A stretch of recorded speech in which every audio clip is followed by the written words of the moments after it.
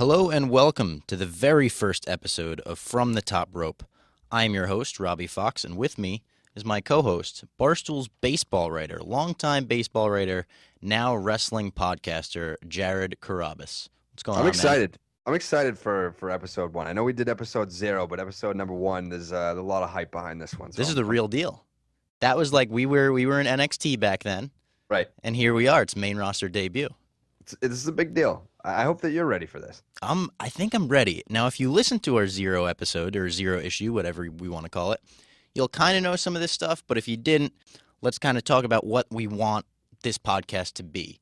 Now, we're calling this a wrestling podcast. This is not a WWE podcast, and that's not a knock at the WWE, but I feel like a lot of podcasts that recap wrestling will only talk about WWE, and if they have a down week, it'll be a very negative podcast. We don't want to have a negative show here at Barstool Sports. We want to be talking about wrestling that we love, wrestling that's awesome, and wrestling is pretty much always awesome, but sometimes you have to seek it out. For listeners that are only WWE fans, I will say this. I came into this being strictly a WWE guy who's now dabbling in other promotions that Robbie tells me to watch.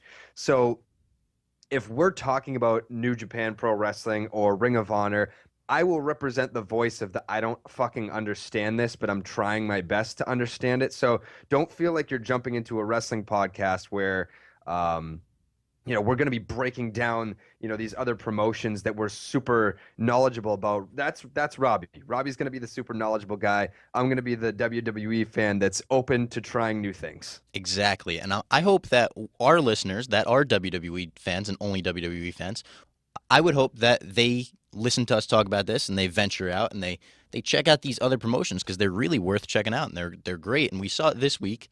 WWE didn't have the best week. But we also had like the show of the year over in Japan with Dominion.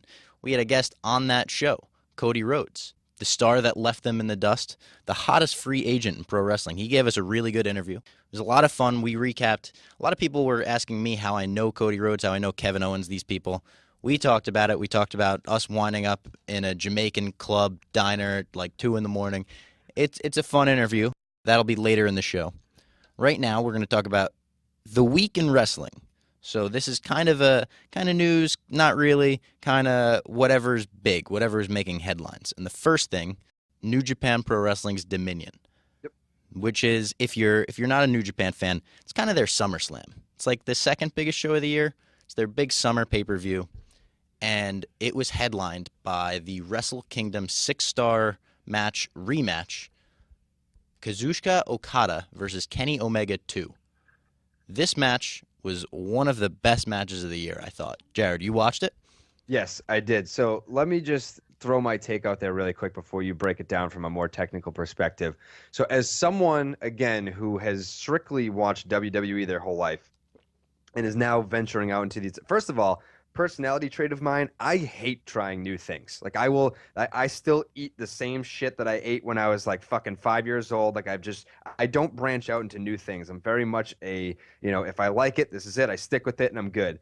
But I watched this. I watched the main event. I watched that match, and we talk about this with Cody a little bit about how, there now that we're starting a wrestling podcast, we're gonna get plenty of people.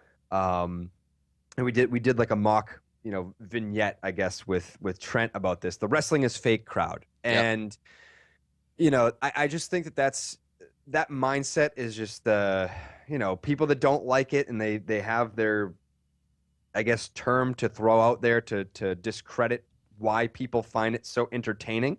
And as someone who has been bred to just only consume the WWE product, after I also watched Wrestle Kingdom too, but after I watched this match in particular that went, an hour? Yep, 60 minutes, Broadway.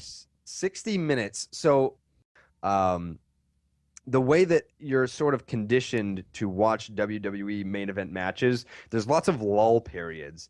And I was so impressed by the fact that they went for a full hour and the intensity was so high the entire time. So if you want to put that on a scale of comparing that to a professional sport like say hockey, there's fucking line changes. In football, you're changing, the defense is on the field, now the offense is on the field. There's breaks in the action over an hour of just high intensity of a sport.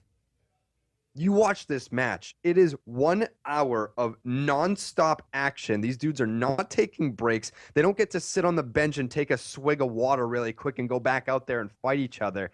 And the other thing that I noticed was that they're pulling off wrestling moves. I mean, I've been watching wrestling since 1997.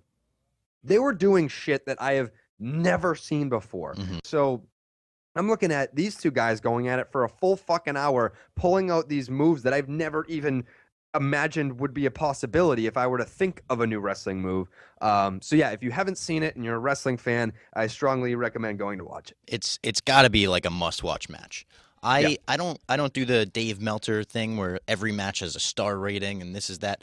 It's hard for me to do that. It's hard for me to say why is this 3.25 star match better than a 3-star match. But what I do for my rating scale, if you want to call it that, is if a match is 5 stars and I feel it is absolutely perfect, this is a perfect wrestling match, I'll say it. And this is my 4th 5-star match of the year.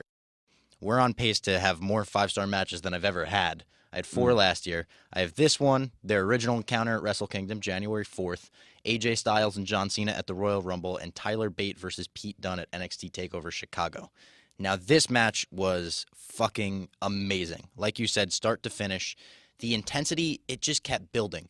And they didn't use the finisher kick out to do that.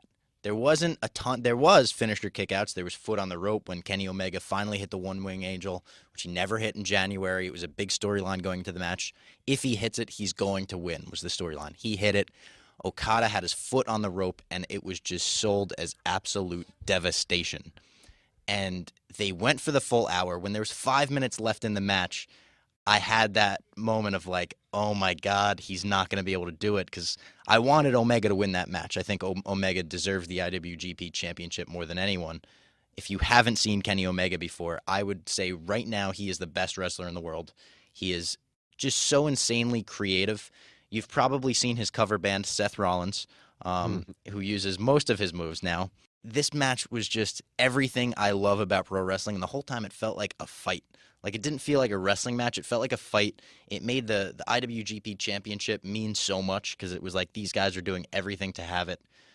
In the middle of the match, the Bullet Club ran down, led by Cody Rhodes, because the Young Bucks were ringside for this whole thing.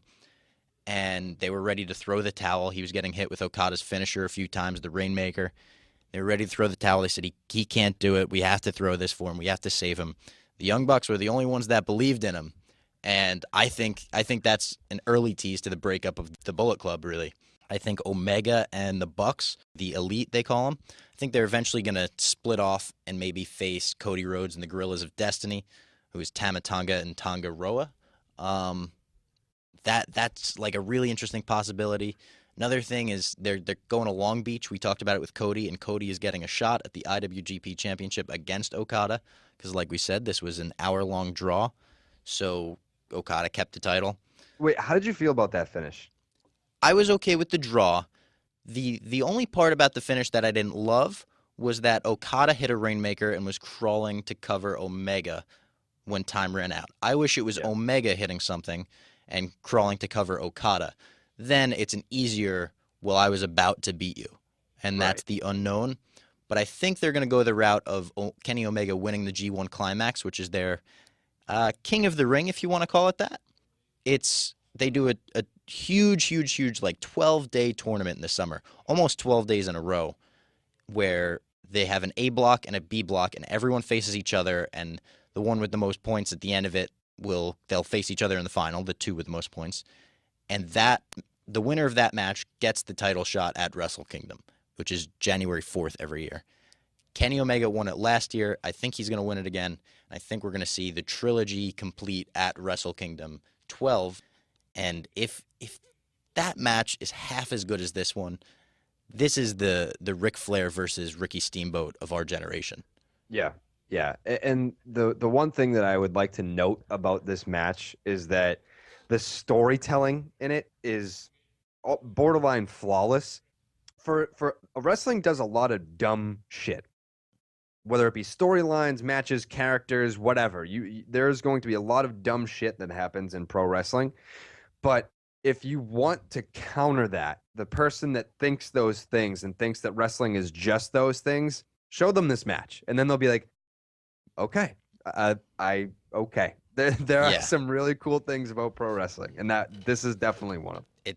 It's absolutely one of them, and especially if you like your wrestling more on the sport side more than the entertainment side, New Japan is absolutely something to check out. They call themselves the king of sports, and it's very much treated as an athletic competition more than it is like a pro wrestling match. And there's a language barrier. There's English commentary for a lot of the big shows. You can watch the matches with English commentary. I don't.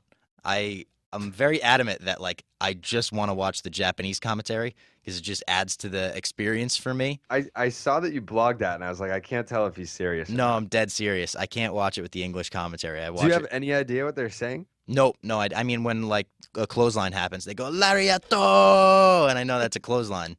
But so other than that, why? Like, what do you get out of the Japanese commentary? I just feel like the Japanese commentators are so intense, and they scream the big moves. They're like, "Oh, Kenny Omega, One Wing Angel," just screaming at the top of their lungs. Whereas the English commentators are like, 1, 2, he got him, no, he didn't. And like you said, the storytelling is so good that you don't need commentators to tell you what's going on.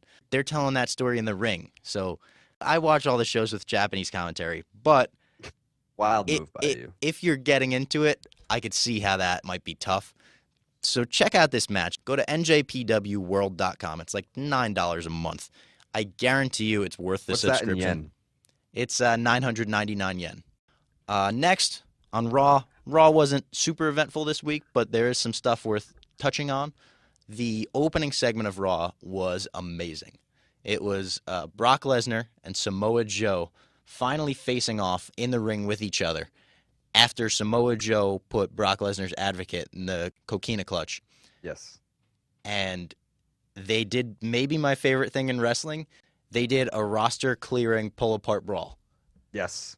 Which I haven't seen that. Well, I feel like Brock Lesnar is usually involved in most of these. Yeah, I think the last time they did it was him and Taker. I thought that was backstage, though. Didn't they do like a backstage one with him and Taker? Yeah, it led backstage after they did it out in the arena. Whenever there's a feud that's not really connecting with me and it's supposed to be like a brutal grudge feud, these people hate each other, I'm always calling for a pull-apart brawl, roster clearing. When it's just the referees, when it's just the security, it doesn't really do anything for me. When the roster clears out, it feels like real to me. It feels like, oh, these guys are putting everything aside. They got to separate these two because they want to kill each other. But this was a great roster clearing brawl. It was the best part of Raw. It was the best part of WWE television this week, I thought. And it's leading up to they're doing a very good job for this Great Balls of Fire match. You had a really good tweet about this, about how, it was a great promo that Paul Heyman was cutting. And then the second that he says Great Balls of Fire, you can no longer take it seriously. Yeah, no, it's just funny at that point. Yeah, and I don't particularly view it this way as like a dream match. I know that some people do. They look at Joe and Brock as, oh my God, it's the showdown that we've been waiting ages to see. Like, no, I'm excited for it. I think it's going to be a great match because of the build that both guys have going for them right now. But I don't look at it as a dream match. But anytime you add Paul Heyman to the element of a build to a match, it's going to be pretty great. Yeah. So they're on the right track. Let's see if they could continue it. And on the SmackDown side, they had their lead-in to Money in the Bank, which is this Sunday, and we will be recapping Money in the Bank. So the way this podcast is going to work, you're going to have this every Wednesday. It's going to be us recapping like we are now and an interview, and then every Monday after a pay-per-view, we will have a full pay-per-view recap episode. So this Monday, we'll have one about Money in the Bank. We'll do a quick preview now. Main event, maybe, because it's in Orton's hometown, will be Jinder Mahal versus Randy Orton. And they better main event with this, because if Jinder Mahal is going over Randy Orton in St. Louis in front of his father in the front row, that will kill the crowd. Yeah. Well, that Jinder is going over. Like, that's just a foregone conclusion at this point for after what they've just done to build up his stock. So, yeah, it's just going to be a matter of where do they go from here. And where they go from here is probably going to be the aforementioned John Cena. It might be John Cena, but they're promoting him as a free agent, so he'll be on Raw and SmackDown. I can't imagine he's going to take the title off Jinder and go to both brands. I don't think he's going to take the title off of him, but I think, like who's going to challenge Jinder after this? Like where do you see that going? I'm not really sure. Maybe someone that wins Money in the Bank. Something that I just want to mention before we get to that match. We talked on the preview episode about how Vince just realized there's 1.3 billion people in India. Now he's marketing towards the Indian crowd with Jinder Mahal. It's very blatant. It's a business decision. It's a smart business decision. Or so we thought. Jinder Mahal. Or so we thought. There's 1.3 billion people in India, but their economy is smaller than California's. So I didn't realize that until this week. A friend of mine brought that up, and I looked it up. I was like, there's no way. And it's completely true. Like, California has a much bigger economy.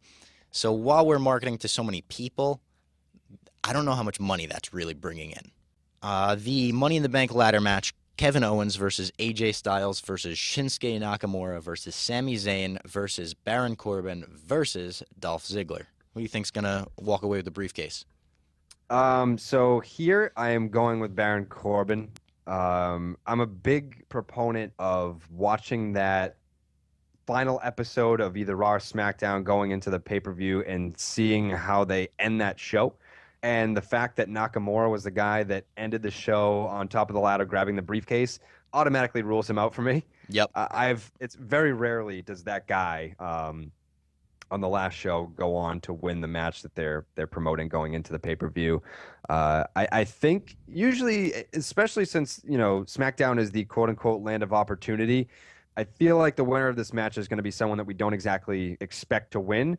Baron Corbin he's made progress since he's been on the main roster. He's not exactly red hot right now, but, you talk about Triple H, who says, the man makes the title doesn't make the man type thing. I think the briefcase can make the man.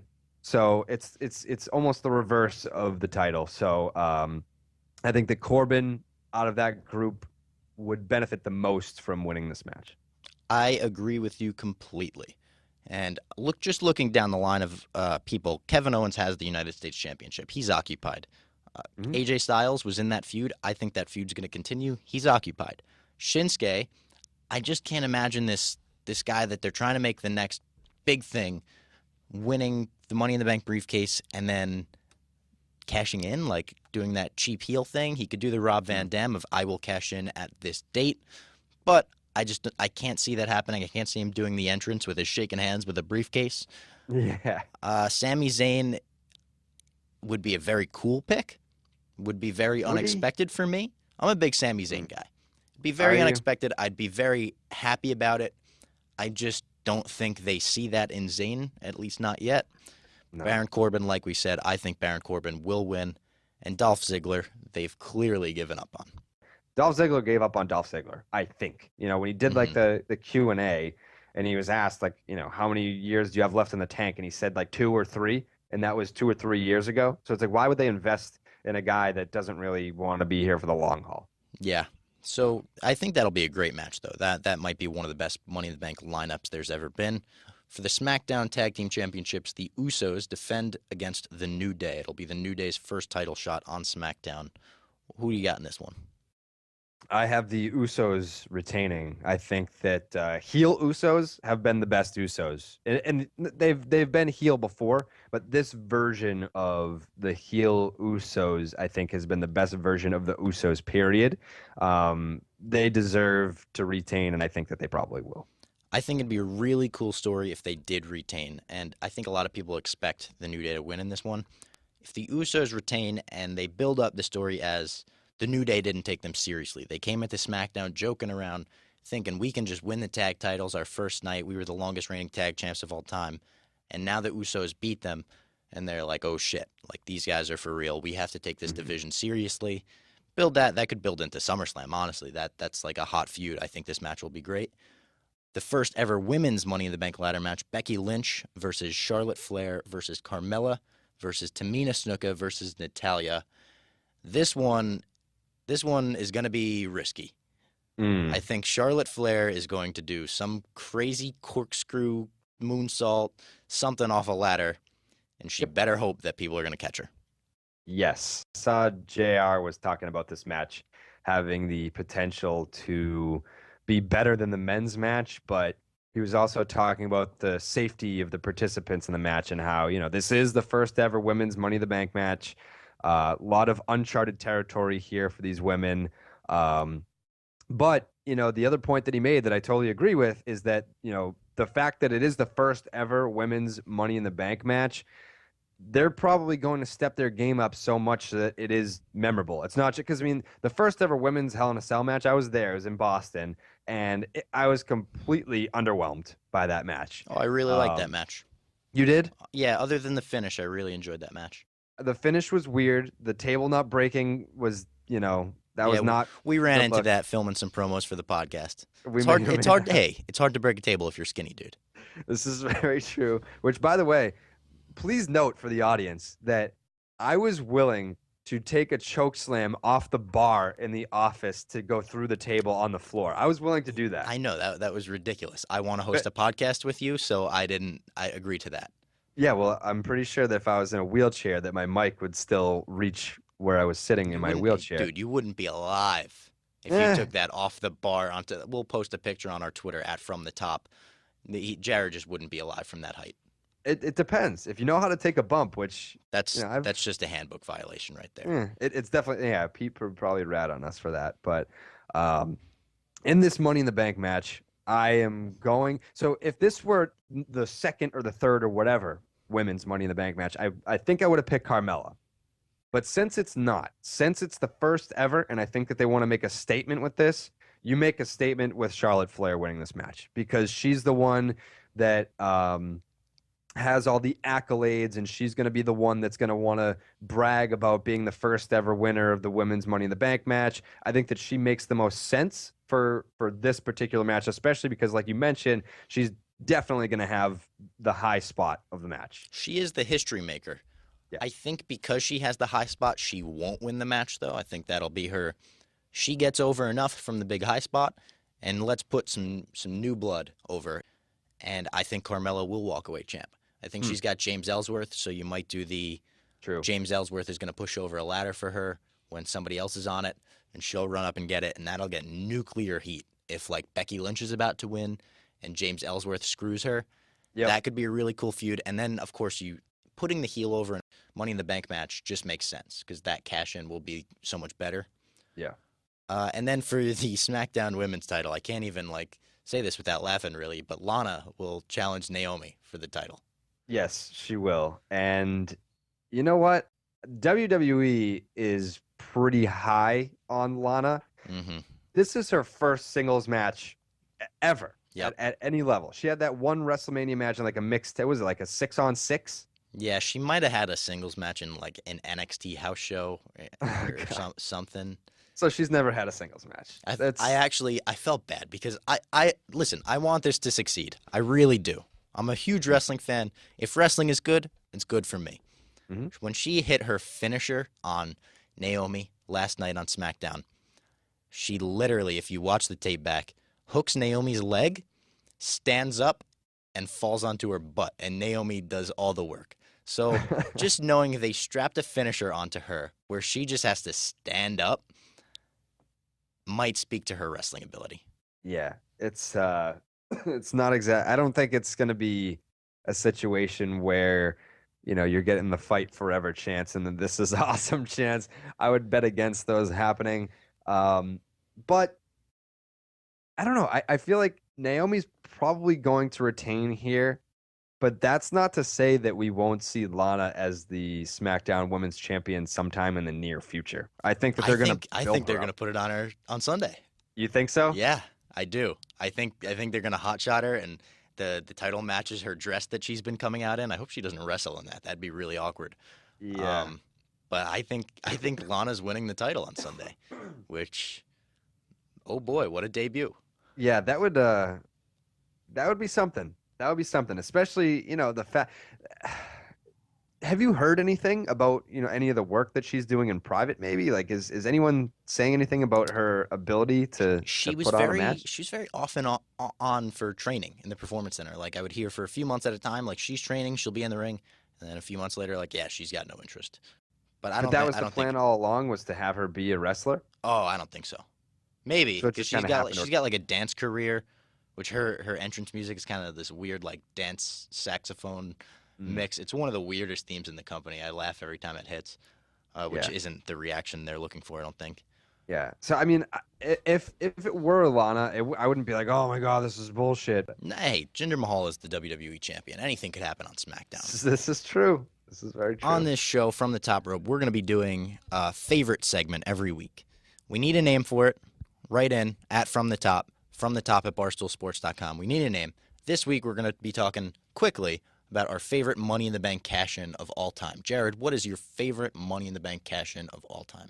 I hope that we don't have the same answer here. I fear that we might. So do I. Yeah. So my favorite cash in of all time is when Dolph Ziggler cashed in on Alberto Del Rio, because I love, love, love the Raw after WrestleMania crowd. It's my favorite night of the year. And so I remember I saw that and I was watching it with someone that had never seen wrestling before. And I was trying to explain to them that, like, the crowd isn't always like this, which is why, like, when he came out, like, I was going nuts, and Yep. they couldn't understand, like, why that was so exciting for me. I was like, no, no, no, you don't get it. You don't get it. Like, we've been waiting for him to cash in for, like, fucking 8 months. Like, this is a big deal. And for a second there, it looked like he was going to cash in and not even win. Del So you Rio had hit the arm breaker on him.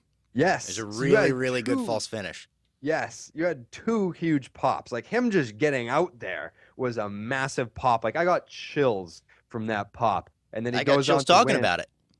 Yes, yes. And then I think the SmackDown after that Raw was in Boston, or there was a SmackDown not long after that in Boston. So I think one of the things that they botched about that was that, if you get a pop like that was a massive, massive pop for Ziggler. Hmm.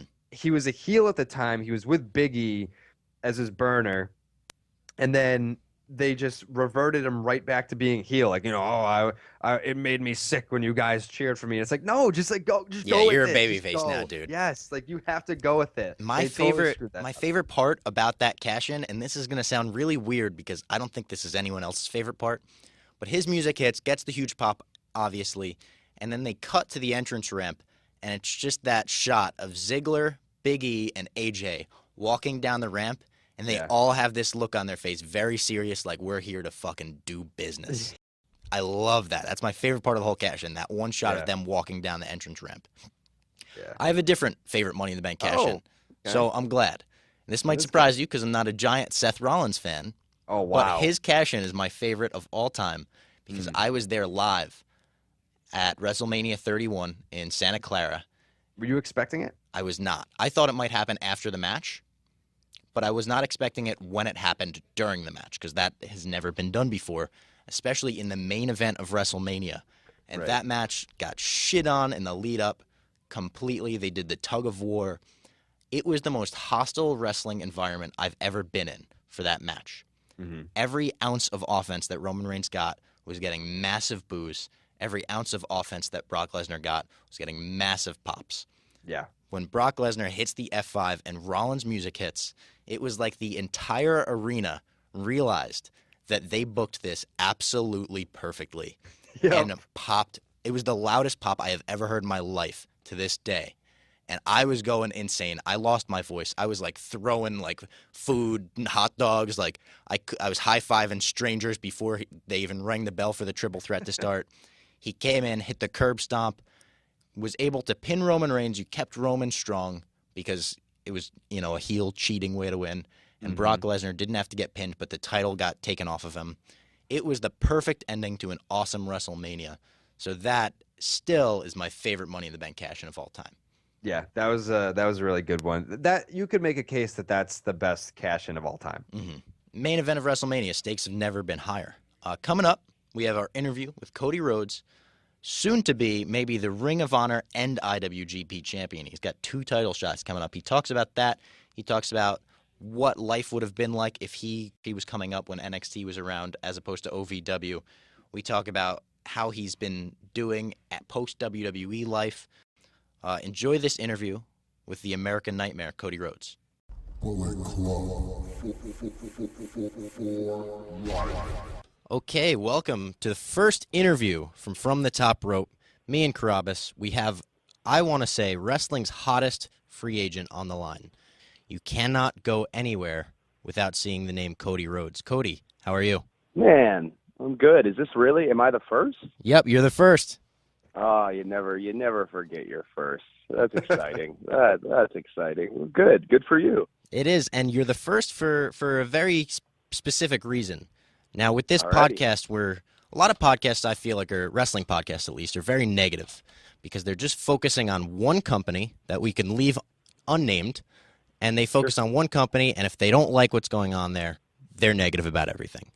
We are not focusing on one company. We're talking about everywhere, all over the world, because wrestling's awesome, and sometimes you have to seek it out, but it's great. And you are the perfect person to kind of tell us, how would you convince a casual fan who just watches one major promotion to venture out and check out New Japan or Ring of Honor, or any indie for that matter? Sometimes it's not an easy transition for people. Negativity is what sells. So I wish you luck in your promoting the industry in a positive manner. That's the right way to go about it. This people keep wondering like when the next boom period is. When is 1997 going to happen? When is when is the Attitude Era? Whatever that boom period. And to some degree, I've already said this to a few people, and don't totally mark my words on it, but I'm fairly confident we're in the boom period again. Mm-hmm. The boom period it didn't take place with the world's largest company, that being WWE. To me, all is right with wrestling, all of it, WWE, New Japan Pro Wrestling, Ring of Honor, all is right because now you have the choice.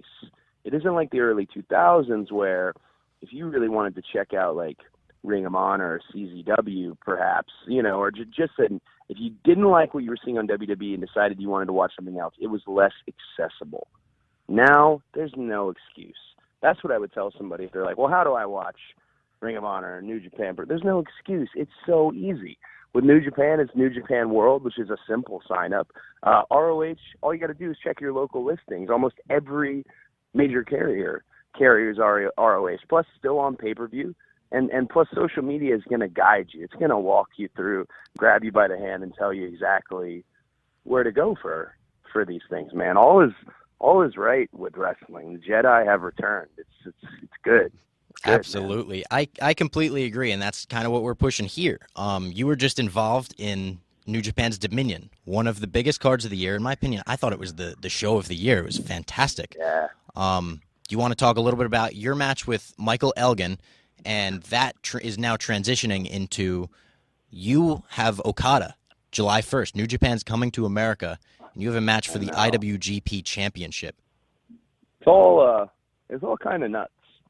There's part of me that could kind of Conor McGregor or Kanye West the answer. I think I did it on Twitter earlier where I said, in a cocky way, yeah, this is all happening because I'm Cody Rhodes. But that's bullshit, man. I'm as nervous and as excited and humbled by these opportunities. New Japan, anytime they've given me something, I feel like they've been very, very happy with what they got in return. They took to some degree a bit of a gamble on me. They didn't know what kind of product they were truly going to get, and one of the proudest things and one of the biggest feathers in my cap that I'm so proud and so thankful and grateful that it happened was the fact that we broke that record in the Tokyo Dome with American Nightmare shirts. I'm not from Japan.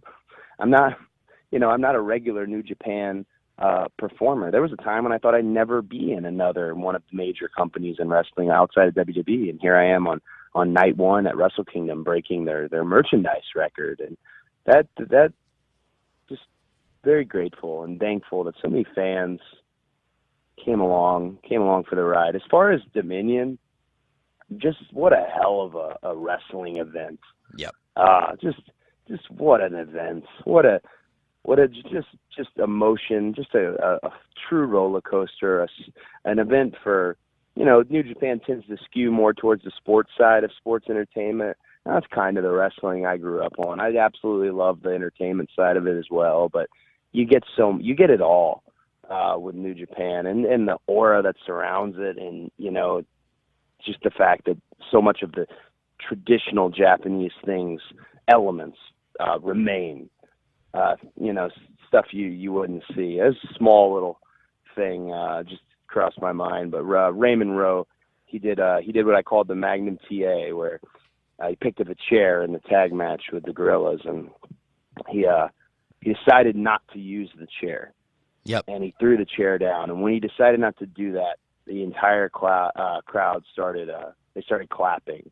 They fully plugged in right there and said, "Hey man, that's a good guy." That type of like feeling and little emotional bump like that only in Japan. There's something, in America, if you pick up a chair and you go to swing it at somebody's head and they and you decide to drop it, they're gonna boo you out of the building. Absolutely. I was watching just right before my match. I was warming up, and I was I was real proud to be on that show. And Michael Elgin has put out just an absolutely outstanding body of work in his career, and just a great challenge for me. And it was damn proud of how it all worked out. And I stand by the main event as far as wanting to throw in the towel. But what a main event. What a show. What a show. It's cool to be part of. It's cool when almost every match that comes in the locker room gets a standing ovation. It's a little irritating if you're trying to put your pants on, but that's a cool company. Another thing like the chair shot, you'll take, good guys like Tanahashi and Kushida. Both of them had moments in their matches where the crowd felt they got a little too violent. Kushida was doing some throat punches, and the crowd would boo them. And immediately afterwards, the crowd, would go back to liking these people. But because they're almost disobeying the rules of the sport, the crowd booed them just for that time. And I think it's very interesting. And I could see how someone, if Dominion was their first show, would be very confused. But New Japan, very much their king of sport. They focus on the sport aspect of it. You've become a recurring guest or character, I guess, on Being the Elite, their YouTube show. Yeah. How has that been? Because it's very reminds me like you're the perfect fit for that, because you're a very do-it-yourself guy. You go off and you can do everything yourself, and that's a very do-it-yourself show. So how has been working with the Bucks in general and the Bullet Club and doing their YouTube show, Being the Elite, which has become a much bigger thing than just a YouTube show? Being the Elite reminds me a lot of the JBL Cole show. Yeah. There was a period of time where JBL let me and Stu Bennett kind of take over the show. He just let us plan and do and film and use WWE resources to make a YouTube show, and actually an on-air character came out of that being Bad News Barrett. And sometimes I hate to. It sounds kind of like insider, but whatever. Al Snow told me this, and Al's the one who trained me, and I stand by it. He said, if it pops the boys, we're the biggest marks of all. The boys are. So it's definitely going to pop the crowd. And I get a lot of that from Being the Elite. It's a little brain trust of just, well, this would be cool, and this would be funny, and this could lead to this. And sometimes Being the Elite is telling a better story than some television shows. It's those two. If somebody's asked me, hey man, describe the Young Bucks, I just say they're little geniuses. That's all I think when I see them. They're little geniuses. They know exactly what they're doing, and they're incredibly smart businessmen from a merch standpoint, from a creative standpoint. In ring, they have a real knack for telling what they want to tell. They're just little geniuses. Yeah, and I like the way that they they describe their characters. When people on Twitter sometimes take shots and they say, "Are you a face or are you a heel? Pick one." And they say, "We're neither. We're the Young Bucks. Sometimes good people do bad things. Sometimes bad people do good things. We're the Young Bucks." And you've gone through a ton of characters in your career. And one of my favorite things about that is you reinvent yourself so many different times. And as a fellow comic book nerd, you draw inspiration from comic books sometimes. I think Dashing was or Undashing. Cody Rhodes was more of the Doctor Doom. Correct me if I'm wrong. And yeah, for sure. A little bit. Sure. And then you've told me, and I think you've said it publicly and all that, that Stardust, you were taking a lot from Jim Carrey's Riddler. Yeah, I mean, well, like, Stardust sometimes was just like really slapstick. There were times when it had more depth, and there was times when it didn't. But anytime I was painting my face, I was watching just a YouTube clip of Jim Carrey blowing up the Batcave and Batman Forever. I think it was Batman Forever. Yeah, and there's so much Frank Riddler, and there was a lot of Jim Carrey Riddler. I know that you it's harder to steal. In the 1970s and 80s, a lot of the greatest interviews done in wrestling, guys were stealing song lyrics directly. I mean, they were just ripping them. Mm-hmm. But it was harder for people to look them up. It was harder for people to make the correlation because it wasn't all accessible. If you couldn't type it in and see all its points of origin. So now it's harder to steal. So yeah, I prefer just little glimmers of inspiration. Like Dashing Cody Rhodes was, a lot of American Psycho, and then the face mask was a lot of Doctor Doom, and stuff that whenever I try to explain to people working with me on it, didn't always click with them, but yeah. So right now, the nickname you're going by, the American Nightmare, sure. The playoff Dusty's American Dream, of course. Mm-hmm. What are you drawing inspirations from for this current incarnation of Cody Rhodes? I think I don't really think it's like inspired by anything other than me. A good example of that is the first announcement that I was coming to New Japan in the first place. Like, I wear really nice suits and I like cigars and I have a history in the industry. I have a lineage. I have a lineage of my own stuff that I had done, and then I have a family lineage as well. And it's kind of like a cumulative thing. It's not something that I really look at and steal elsewhere. I kind of just steal from what I've done already. Yeah. If that makes any sense. Every now and then you'll hear a little growl in my tone, a little undashing, or you'll hear it where it sounds a little like Stardust, and that's because very publicly those were all me. So to bring them together in kind of one melting pot that becomes the American Nightmare is well-rounded, maybe the most well-rounded I've ever been, and that's a great time to be well-rounded. That Wrestler Prime, if you look at the statistics of Wrestler Prime, it's somewhere between 30 years old and 35. So I feel like I'm just starting to kind of hit another gear, hopefully starting to hit another gear. I think you're definitely proving with your work post WWE that you are entering your prime. And you spoke a little bit earlier about your T-shirt breaking the Tokyo Dome merch sales record. Mm-hmm. I'm a huge fan of gear. I'm a huge fan of attire, wardrobe, whatever. You know this, obviously. That's how we originally got connected in the first place, which we'll touch on in a second. Do you have a favorite piece of merchandise that was made for you, or a favorite set of gear that stands out above the rest? Yeah, I don't think I have a favorite. I probably got a top 5. I got a favorite that was never worn. It's in my basement. It was a Boba Fett outfit. That Surratt, WWE seamster or seamstress. I think it's seamster if you're a man. I don't know. Surratt makes great gear. He was an addition to the team when the last few years I was there. He made me a Stardust Boba Fett outfit for WrestleMania in Dallas, and ended up doing the polka dots route instead. And man, it was great. It had the shoulder pad, and it had like the cape piece with the one piece of cape flapping. It looked like you could even put the rocket projectile in there. It was pretty killer when it came all together. And the paint that we had in mind was a single stripe across the eye and a stripe down the nose, almost like a viewer on a mask. Yeah. So it was gonna be pretty cool. Never wore it. So if they own Stardust, so I could send the suit if they want to make somebody else Stardust or whatever. You never know. Yeah, that sounds awesome. You know me, I'm a huge Star Wars fan, so I definitely would love to see that. Jared, you want to ask your questions?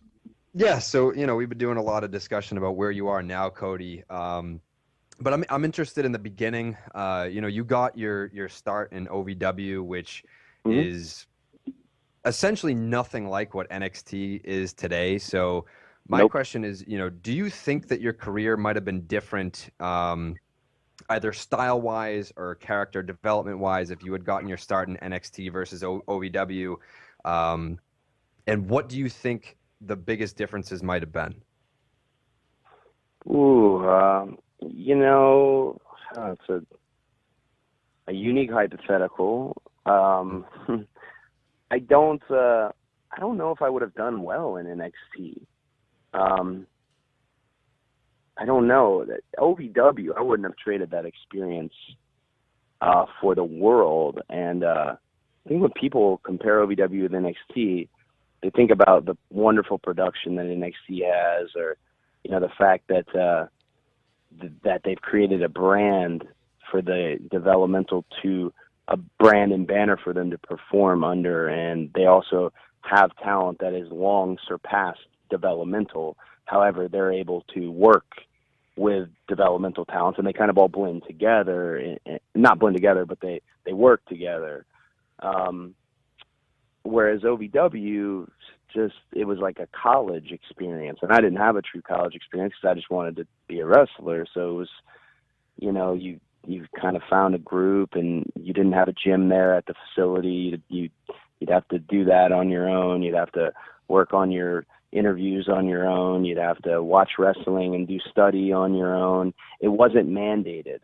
And because it wasn't mandated at OVW, the thing I found is you found the people who loved wrestling. You didn't tell people to love wrestling. Right. You found them. Hey, I had a group of friends, and we would watch, Clash and SummerSlam '92, and it was at the time WWE Classics on Demand, which was like $7.99 plus your regular cable. Yeah, you did it all. Like you find a workout partner, and you did it all kind of with your group. And I found a group that loved wrestling, and I've noticed, because my wife was at the Performance Center for a full year, and I just don't think I would have done well there because it's mandated. Everything's mandated. Strike class is mandated. Yoga is mandated. Watching tape is mandated. I think if I was in some of these settings with some folks that, male models or pro athletes that have been recruited who don't like wrestling, I think I'd, want to rip my fingernails off, just because if I want to have a conversation with you about Nick Bockwinkel, and you don't know who Nick Bockwinkel is, oh my God, I'm going to lose my shit. So that's why I don't know. I don't think I would have done well in NXT. What they do is absolutely, I think everybody that loves the NXT brand, and that they protect it very well. But OVW also, don't sleep on it. It turned out some killer stars. I mean, Brock Lesnar and John Cena and CM Punk and Randy Orton. These are all straight to the top, not the bottom, not the middle, straight to the top guys. So OVW, Danny Davis, Al Snow, Paul Heyman, Greg Gagne, everybody who, Robert Gibson, everybody who helped me out there, I wouldn't have changed that for the world. I learned a lot about myself there. You mentioned Randy Orton, and I always enjoyed, the stories about, Batista and Randy Orton and what they learned from being in Evolution and working with Triple H and Ric Flair that closely. So when you and Ted DiBiase teamed with Randy to form Legacy in 2008, what do you think was the most important thing that you learned working that closely with Randy at that point in your career? Oh, so much from Randy. I think from watching Randy in high-profile settings, probably the hottest thing we did as Legacy was kind of just Randy versus Triple H, where me and Teddy played spoiler and, played, Randy's army to some degree to combat, Triple H. To see him in those high-profile settings, to see how he reacted, especially on a live event level, because live events are the lifeblood of WWE. I encourage anyone who just watches WWE on TV, you'll fall in love with it all over again if you go see the live events. You see so much of everybody at the live events. You can really get a bead on if somebody is underrated, if somebody is overrated. But I got to see all that with Randy. I got to see him in these high-profile settings, and he had this confidence about him that was real confidence. It wasn't an ego thing. It was just real confidence. And whenever I have a moment, this is going to sound, I guess, kind of strange, but whatever. Whenever I have a moment that I'm doing something high-profile, and I know it's high-profile, I think about Randy. It's weird. And the first time it ever happened to me was I ripped Rey Mysterio's mask off in Sacramento when I really got my first big break as a singles competitor with WWE. And in that moment, I thought about, man, what would Randy do? Just for a glimmer, I thought about it because he just has a way. He's an absolute television star. He knows where the glass is. He knows where the cameras are. He's just to watch him in high-profile settings. And then to be able to plug in for him in high-profile settings for, to build the matches with him or on live events when he wouldn't be in the match, Teddy and I were.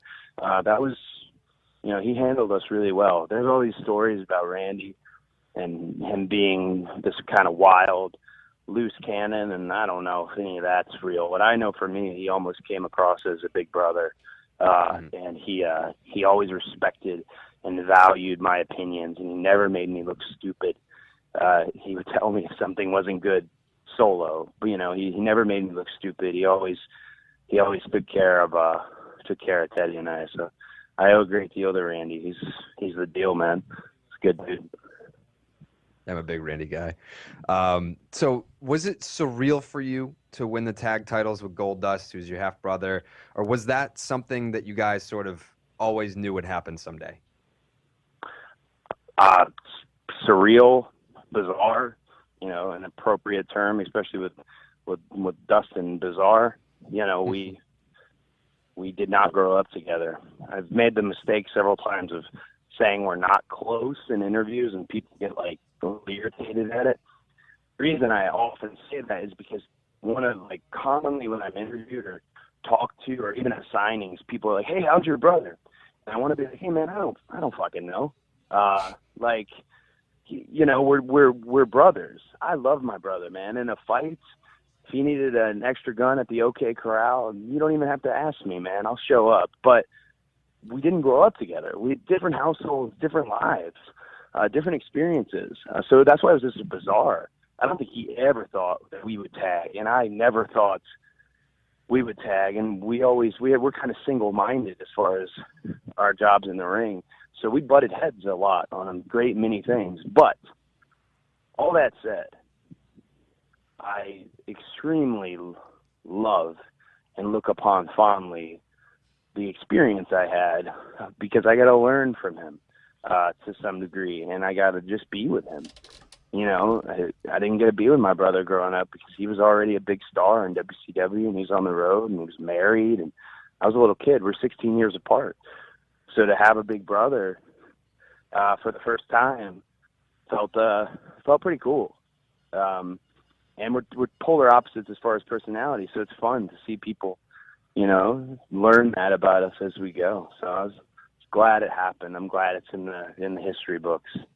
That's awesome that you got that with Goldust. Your actual tag title win against the Shield is legitimately one of my favorite moments in wrestling history. And I'm not just saying that. That's such a special moment. The locker room coming out at the end and congratulating you guys. Like I could get chills just talking about it. Not to be a total professor, Robbie, we didn't win the titles that night. We won the titles the next night with Big Show Okay, involved. yeah, you kept your jobs that night, correct? Yeah, we got the jobs back that night. And honestly, I don't even think it's the next night. Maybe it's a week later in St. Louis. Oh man, now we're both screwed. Somebody listening will know. And that was Big Show coming out to help you guys, correct? Big Show, yeah. Big Show gave Randy the KO punch, and not Randy, he gave Roman the KO punch, and went up in the stands, and that was an actual tag title victory. The night we won our job back, a lot of people really enjoyed that match, and I'm glad they did. Yeah, that's my mistake. And quickly before we let you go, we do have to touch on how we know each other. So I don't even remember.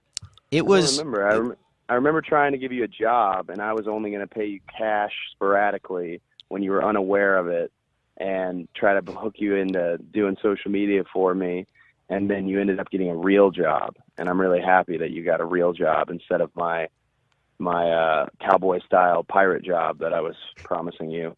I do appreciate that. I told you right before we went on air, I'd still like to sporadically do the cowboy pirate job because I love the business. Man. It's a fun team we got together. I didn't realize I was going to need a whole damn team for what I thought was just going to be an independent run, and then ended up, that independent doesn't mean what it used to. So it's a lot of facets involved. If you don't remember, I do. You put out a tweet where you said, I need someone that can design gear.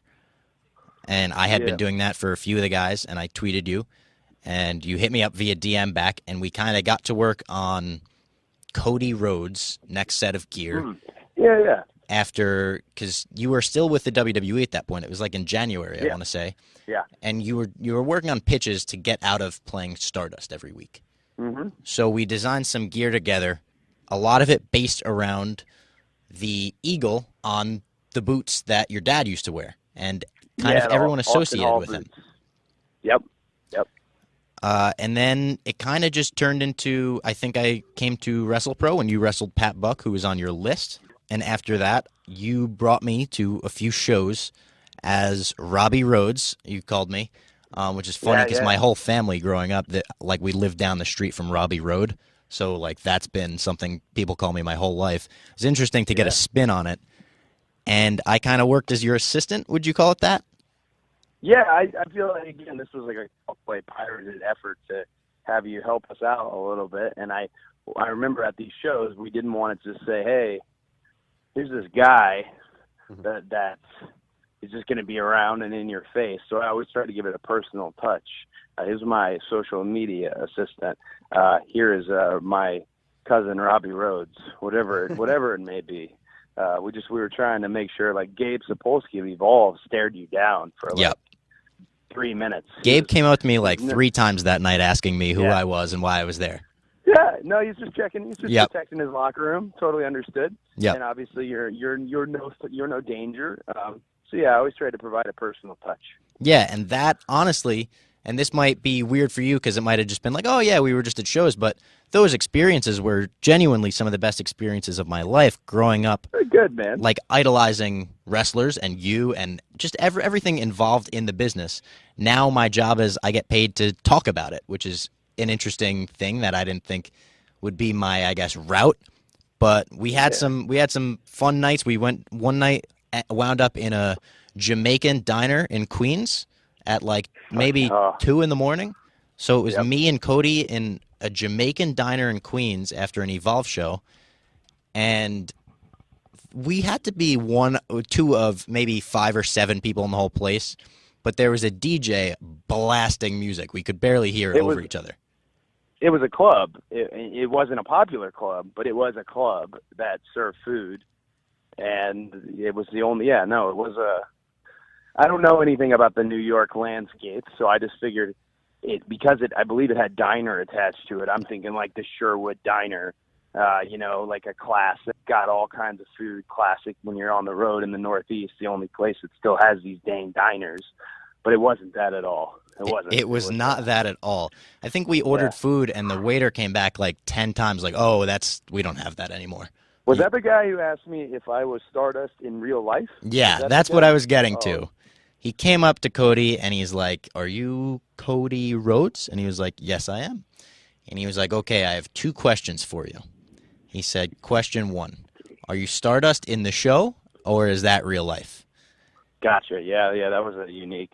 And his second I don't know question how was, "Is wrestling real?" And you said, "Yes, it is, 100%." And that guy left us alone Yeah. for the rest of the night. Yeah, what are you going to do with these with a set of questions like the gentleman? What are you going to do? I always, when people ask me if wrestling is real, I always say 100% real, and then I'll provide an explanation as to why it's real. And but just there's never once. I'll always hit him with that. That guy accepted it as fact, which also would make him walk away thinking that I was genuinely Stardust all the time. So I don't know. That was What is your explanation whatever. that you give people when they ask? With wrestling's real? Yes. I mean, there's usually 2, 4, 6, 8 guys in a ring. Someone does actually win the match. You could say it's predetermined or it's pre-written. However, somebody does win. The champion does fly in first class, so being a champion isn't a fake thing. The money is certainly real. The fans' experience, whether they were happy, sad, or indifferent, is also real. The competitive element between artists, well, I want to be better than you on the show. I want to have a higher spot on the show. That's damn real. So in if you compound it all, to me, it's so crazy to hear somebody say, well, wrestling's fake. Like, well, nope. Otherwise, I wouldn't have spent from the time I was 15 years old to now 31 trying to find myself in a world title opportunity, a world title match. It's very real. These people's lives are real. People's livelihoods are real, and your livelihood is affected by your performance on the show. Sounds confusing, but I don't think it's that confusing at all, and maybe that's because I know you and I know wrestling, but I genuinely love that explanation. It might be hard for someone on the outside, but someone that understands everything, it's pretty real. Well, if for me, if it's a smart ass, somebody who really come on, you're asking me if wrestling's real in 2017, I might just say, hey, well, the money's real. But if it's someone who's genuinely asking in a sincere fashion, and they're willing to listen, and I tell them, that competing with your peers and your colleagues to be the guy on the poster, to be the guy in the main event, to be the one that makes the fans happy, sad, or indifferent, that if that was fake, we wouldn't have a business. So, absolutely, I think that just about does it with our interview with Cody Rhodes. Cody's got a bunch of shows coming up. If you go to his Twitter, @Cody Rhodes, you basically can't turn the corner on the wrestling internet without seeing Cody Rhodes on a show right now. He's, like I said, the hottest free agent in wrestling. You got Pro Wrestling Magic coming up in Richfield Park, New Jersey. I know we have a big East Coast following. So Cody versus Keith Lee, another one of the best prospects in the game right now. That is this Saturday. Yep. And then next Friday you have Lowell, Massachusetts. Big, gigantic match. You could probably say it's one of the biggest matches of your career, correct?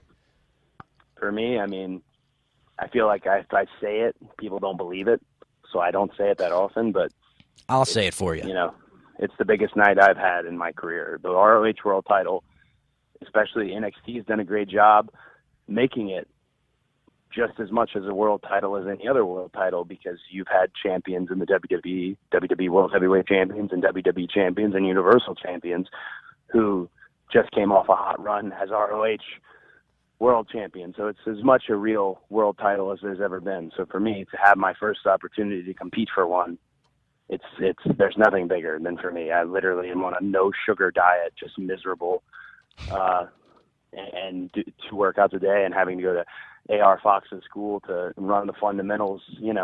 Hey, it's a lot of training went into it. So it's like I said, it's real, man. Absolutely. I'll be there for that one. I'm going to train up to Lowell because that's not a match you're going to want to miss. Cody Rhodes versus Christopher Daniels. You get tickets to that show at rohwrestling.com.